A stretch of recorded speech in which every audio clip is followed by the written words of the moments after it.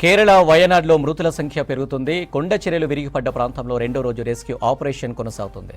మెప్పాడితో పాటు ఇతర ప్రాంతాల్లో NDRF, Kerala emergency response teams, army, air force సిబ్బంది, పోలీసులు, వాలంటీర్లు దాదాపు 600 మంది సహాయక చర్యలు చేస్తున్నారు. గల్లంతైన వారి కోసం గాలిస్తున్నారు. శిథిలాల్లో చిక్కుకుపోయిన వారిని రక్షించేందుకు ప్రయత్నిస్తున్నారు. అయితే వాతావరణం అనుకూలంగా లేకపోవడంతో రెస్క్యూ ఆపరేషన్కు ఆటంకం కలుగుతుంది. ఇక మృతుల సంఖ్య 151కి చేరింది. దాదాపు 1000 మందిని రక్షించి పునరావాస కేంద్రాలకు తరలించామని సైన్యం తెలిపింది. కేరళ వయనాడు జిల్లాలో నిన్న తెల్లవారుజామున కొండ చర్యలు విరిగిపడ్డాయి. వరద పోటెత్తడంతో వేలాది ఇండ్లు కొట్టుకుపోయాయి. మెప్పాడి, ముండాకై, చురల్మల, అట్టమాల, నూల్పజ గ్రామాల్లో చాలా మంది చనిపోయారు. ఇండ్లల్లో పడుకున్న చోటే కొందరు సజీవ సమాధి అయ్యారు. చురల్మల, మండకై గ్రామాలు ఆనవాలు లేకుండా పోయాయి. మరికొన్ని గ్రామాలు సగం బురదలో కూరుకుపోయాయి. ఎటు చూసినా బురద బండరాలే కనిపిస్తున్నాయి. వందలాది వాహనాలు వరదలో కొట్టుకుపోయాయి. చులియార్ నదిలో 10ల సంఖ్యలో డెడ్ బాడీలు గుర్తించారు. నిన్న 100 మందిని రెస్క్యూ చేసి ఆసుపత్రులకి తరలించారు. ఇంకా చాలా మంది మట్టి దిబ్బల కింద చిక్కుకున్నట్లు అనుమానిస్తున్నారు. వీరి కోసం రెస్క్యూ ఆపరేషన్ కొనసాగిస్తున్నారు. హెలికాప్టర్ల ద్వారా బాధితులను సురక్షిత ప్రాంతాలకు తరలిస్తున్నారు. వరదలకు మెప్పాడి, చురల్మలలో రోడ్డు కొట్టుకుపోయింది. దీంతో తాత్కాలిక బ్రిడ్జి నిర్మిస్తున్నారు. మండకై ప్రాంతంలోని టీ, కాఫీ, యాలకుల తోటలో పనిచేసేందుకు బెంగాల్, అస్సాం నుంచి వందలాది మంది కార్మికులు వచ్చారు. వీరిలో 600 మంది ఆచూకీ లభించడం లేదని అధికారులు ప్రకటించారు. వీరి కోసం సెర్చ్ ఆపరేషన్ కొనసాగుతుంది. కేరళలో మరో 2-3 రోజులు భారీ నుంచి అతి భారీ వర్షాలుంటాయని వాతావరణ శాఖ తెలిపింది. వయనాడు జిల్లాలో వర్షం కురుస్తుంది. మరో 8 జిల్లాలకు రెడ్ అలర్ట్ ప్రకటించింది వాతావరణ శాఖ. అప్రమత్తంగా ఉండాలని హెచ్చరించింది. మరోవైపు కేరళ సర్కారు 2 రోజులు సంతాప దినాలుగా ప్రకటించింది. తిరువనంతపురంలో అసెంబ్లీలో జాతీయ జెండాను సగం వరకు ఎగిరేశారు. ఢిల్లీలో కాంగ్రెస్ ఎంపీలు వయనాడు మృతులకు సంతాపం తెలిపారు. మరోవైపు అరేబియా సముద్రం వేడెక్కడంతోనే కేరళలో భారీ వర్షాలు, ఆకస్మిక వరదలు వస్తున్నాయి అంటున్నారు వాతావరణ శాఖ నిపుణులు. చాలా తక్కువ టైంలో దట్టమైన మేఘాలు ఏర్పడడంతో వయనాడు జిల్లాలో అతి భారీ వర్షాలు కురిశాయని చెప్పారు. అవి వరద పోటెత్తడానికి, కొండ చర్యలు విరిగిపడటానికి కారణమయ్యాయని తెలిపారు. కేరళ వయనాడులో పరిస్థితి దారుణంగా ఉందన్నారు AICC chief Mallikarjuna Kharge. Party కార్యకర్తలు సహాయక చర్యల్లో పాల్గొంటున్నారని చెప్పారు. పార్టీ అగ్రనేతలు రాహుల్ గాంధీ, ప్రియాంక గాంధీ త్వరలో వయనాడు వెళ్తున్నారని వివరించారు. కేంద్రం కూడా వయనాడు బాధితులకు అండగా ఉండాలని కోరారు. स्थिति को गंभीरता से हम सभी लोगों ने भी लिया. राहुल गांधी जी और प्रियंका जी भी वहां पर विजिट करने वाले हैं.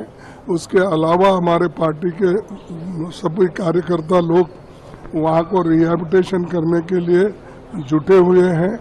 और ये बहुत बड़ी दुखद घटना है. ये एक नेशनल डिजास्टर है और इसको सभी लोग मिलके काम करना चाहिए.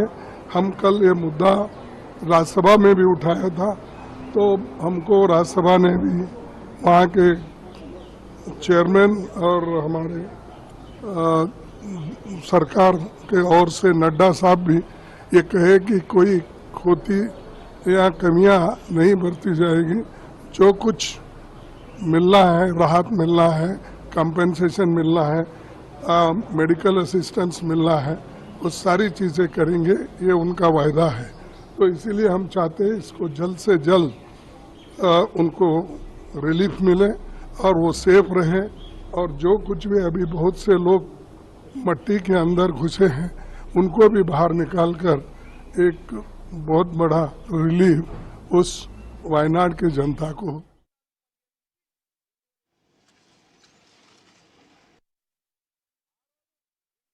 ठाकुर जी की अपनी तरबियत और किस तरह से उनकी सोच विचारे समझ में आ गई. अगर इतना ध्यान से भैया इतना नीचे गिर के बात करेंगे, किसी के इस पे आप सवाल उठाएंगे तो याद रखिए कि आपकी बुनियाद कमजोर है. वायनाड में 143 लोगों की अब तक मौत हो गई. बहुत अफसोस.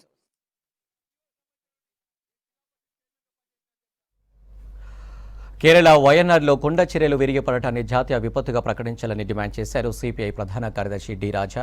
కేంద్రం జాతీయ విపత్తు నిధి నుంచి డబ్బులు మంజూరు చేయాలన్నారు.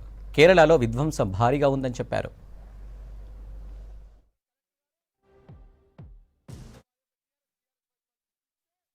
damage is huge, devastation is huge. That is why our party, the Communist Party of India, has been demanding it should be declared as a national disaster. We raised this demand inside Parliament, outside Parliament also. Our party is fully involved in the rescue work that is going on in the state of, in the Wayanad part of Kerala. And our Kerala LDF government is also trying its level best to help the suffering people and how to undertake rescue and rehabilitation work.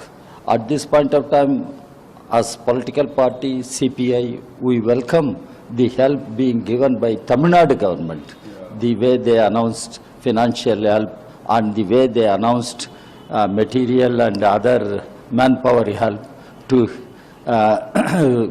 extend support to the operations, rescue operations. We welcome that, and we are demanding the union government to give adequate funds required by the devastation and the demand made by the state government from the National Disaster Fund. And Prime Minister should take note the damage that has taken place and the suffering that people are undergoing. So Prime Minister should take note and extend all possible help.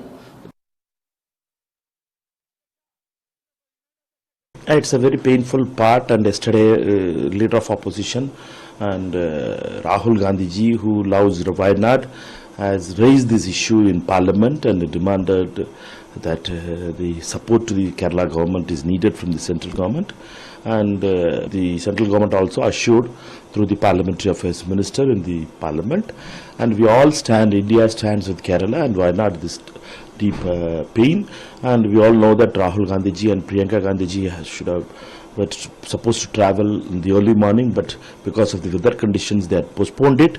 They will be going in whenever these things settle down, and we all know that they care more about Wayanad and the people of Wayanad for the love and affection they had shown.